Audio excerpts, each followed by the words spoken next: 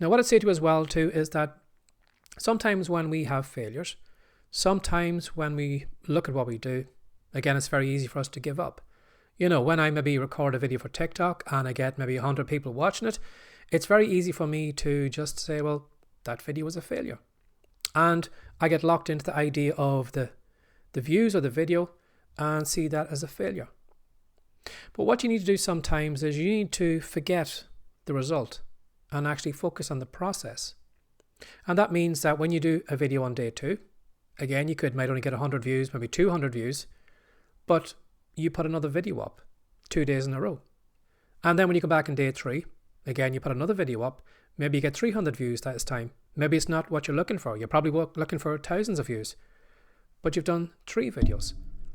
So even though on the surface it looks like those videos weren't successful, but the fact that you turned up on 3 consecutive days is a success. Because as I said, most people won't do that. Most people won't persevere. Most people will give up after the first attempt.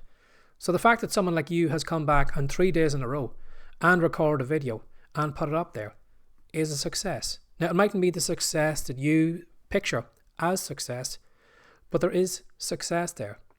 And sometimes what we need to do is we need to take our attention off the end result and actually come back to our process and congratulate ourselves on what we're doing.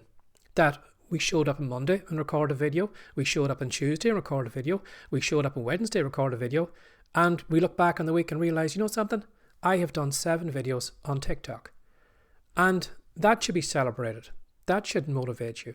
That should inspire you, because you can't be guaranteed of the end result. You can't be guaranteed that when you put a video on a platform or a podcast episode or write an ebook, you can't be guaranteed that it's going to do well. It could do well or it mightn't do well. And sometimes when we kind of get locked into the end result that it must be successful, and if it's not successful, well then it's a complete failure. But what you need to do is you need to bring your attention back and focus on the process, because that's the only thing you can really control right now. I can't control how many people watch this video. I can't control how many people like this podcast episode. But what I can control is me sitting down here nearly every day and recording these videos and recording this podcast episode. So by the end of the day, I am going to be happy.